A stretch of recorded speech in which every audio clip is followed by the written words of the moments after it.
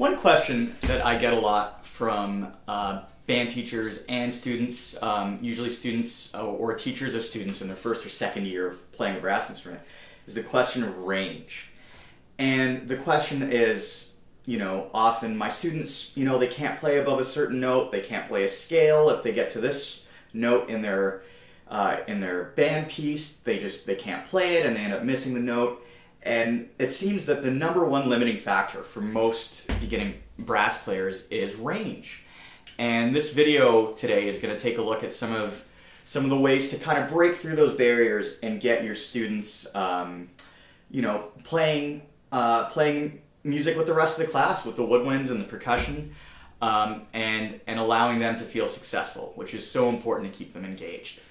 And the first thing I actually want to talk about before we get into some techniques that'll help is some things that a lot of band methods do and a lot of teachers do that may not be brass players themselves. And there's a couple of things that actually end up really getting in the way of successfully building our range. And I want to take a look at a couple of those misconceptions first off and see what we can do about them. Okay.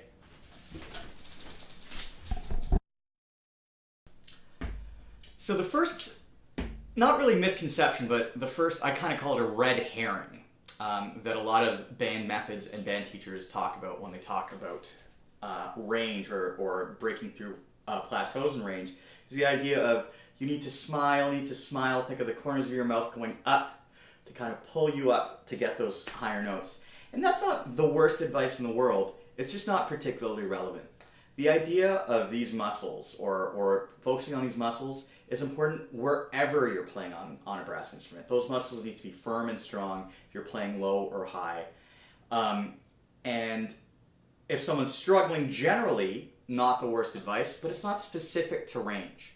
How engaged these muscles are has very little impact on the speed of vibration of the lip that is necessary for a note to come out at a higher pitch. So we can leave that aside for now. The second major issue, and this is a major issue, is something that I hear, I'd say about 90% of the time when I work with beginner brass players who haven't had specific instruction. And usually I ask them, what does your teacher ask you to do or tell you to do if you're trying to get to a higher note? And I often hear this: squeeze my lips as I get higher. If I'm having trouble getting a higher note, I need to squeeze a bit harder and the note will come out. And the problem with this advice is it only works to a point, and then once we reach that point, it works so strongly against the fundamentals of what we're trying to do that brass players literally hit a wall with their range. And I think the best way to illustrate that is just to demonstrate it. So I'm going to just play a B-flat scale, 1 or 2 octaves, and I'm going to follow that advice. I'm going to try and squeeze as I ascend, and we'll see what happens.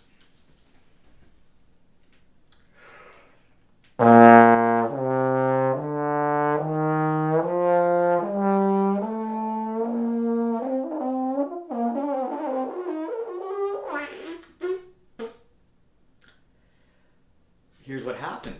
Once I reached a point, squeezing didn't make a difference because my lips were pushed so tightly together that I couldn't even really get a sound. And that's frequently what happens with young brass players. We hear it all the time if they're asked to play a melody in the upper register. They might have a beautiful full sound in the low register, but once they get to a certain point, their lips are squeezed so tightly to get the pitch out that the note itself, there's no tone happening behind it. And to me, that is the fundamental flaw with the idea of squeezing our lips or thinking that is the primary mental image for a student, is it results in actually killing the sound, because sound is vibration. And if we kill the vibration, we kill the sound. So how can we fix it? There's really maybe I call it 1.5 simple concepts that can be taught to really get around that and get your students playing with a big, beautiful full sound in the upper register. And we're going to discuss that next.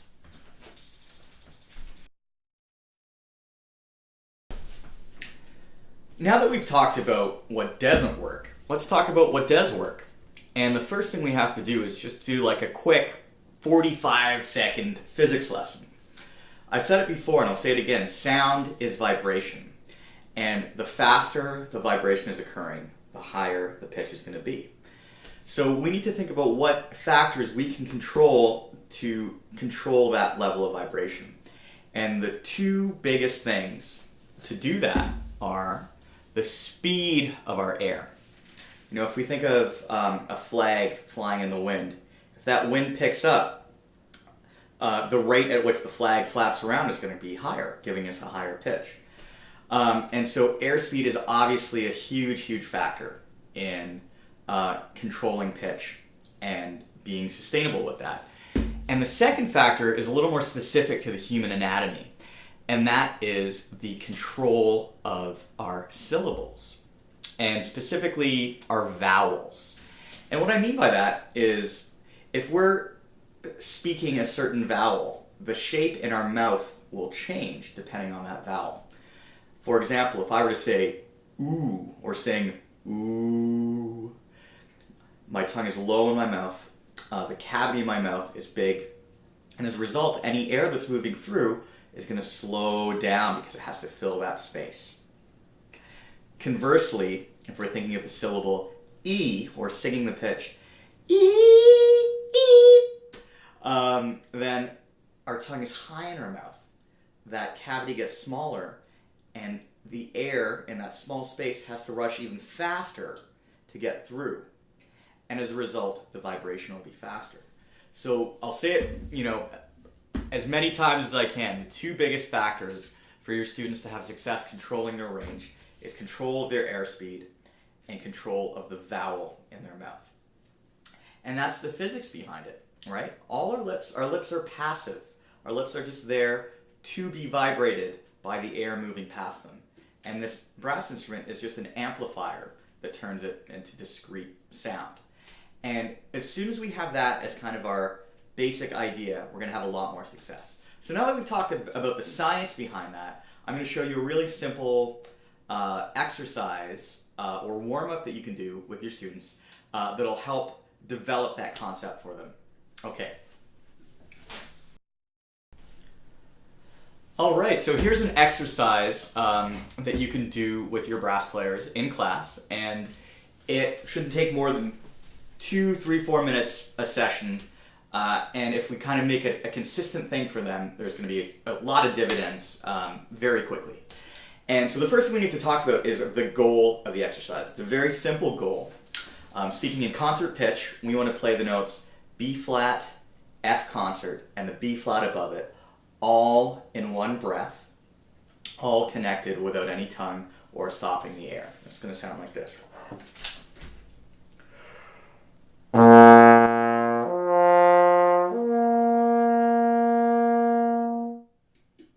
It's that simple.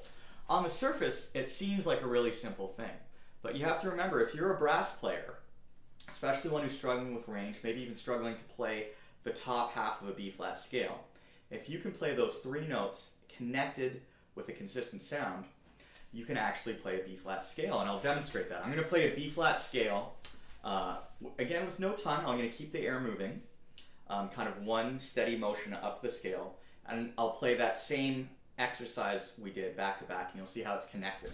So here's the scale.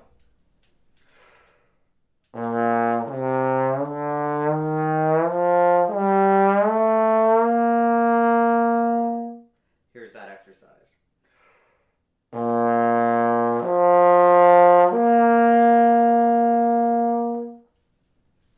We can sort of see that it really is pretty much the same thing. The only difference is there's some movement of the slide, or in the case of a valve instrument, there'll be movement of the valves. But that's the idea. So let's say we tried to get some students who weren't used to the concept of airspeed and syllable. To do that, you're going to hear something like this. This was probably how it would sound the first time if you just kind of asked your students to do it or handed them a piece of paper with that notated. It would sound like this, more than likely.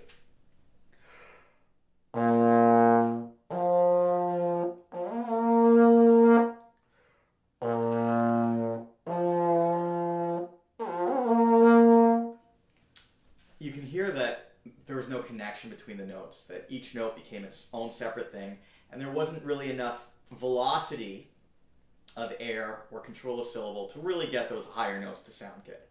So what we need to do, and this is important, is to actually work up to that to playing it on the horn by taking 2 intermediate steps. First step involves singing, and singing is so crucial for brass players because we're not button pushers. One slide position or one vowel combination can have 4, 5, 6 different notes. The only way we can really be effective in playing melodies and executing on a brass instrument is if we sing and connect that to the instrument. So the first thing we're going to do is we're going to have them sing it, and we could do that in a call and response way. The important thing though is that when we sing it to them and when they sing it, we're going to introduce the concept of those syllables. So we're going to go oo for the B flat, ah for the F, and E for the high B flat to control that cavity and give that syllable rising up to the top. So it would sound like this. Ooh, ah, ee. Ooh, ah, ee. So again, you can do that in a call and response fashion with your students. You don't even need music for this, which is great. So once they can do that, the next step before the horn is introducing the idea of can we control our airspeed and syllable at the same time. So what we're going to do, and again you'll have to demonstrate this for them, is we're going to do that same thing, but we're going to use our air, and we're going to hear the notes in our head and hear those syllables in our head, but actually play the exercise with our air. It's going to sound and look like this.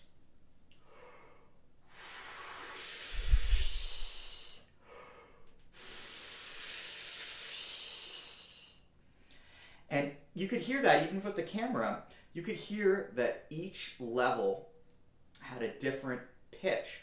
The first part of the airstream was with the oo syllable, nice and slow. The second part had the ah, and the middle had the e, and it was a smooth continuation.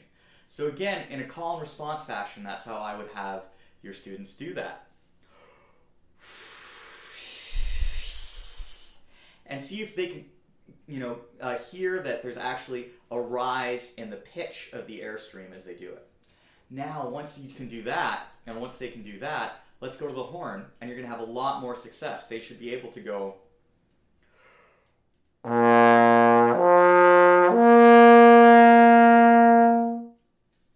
And again, I took some time to explain it, but that whole process shouldn't take more than 4 or 5 minutes.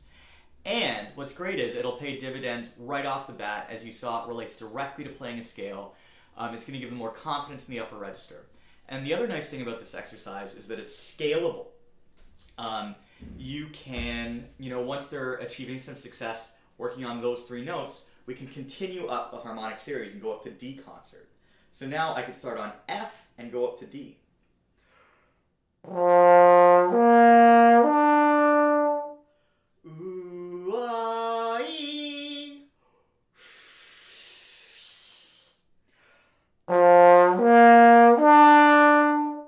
And there you have it. So really the possibilities are endless, and if you're consistent with this and they're consistent with it, they can build up an extra octave in their range in no time, and they'll have no problem playing scales in higher keys and playing more challenging music.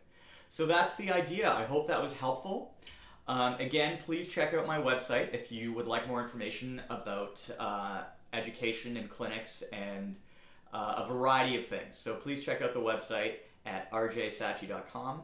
You should be able to see the link on the video. And that's about it. So please enjoy this, and good luck getting your brass players to move on up their range. Okay.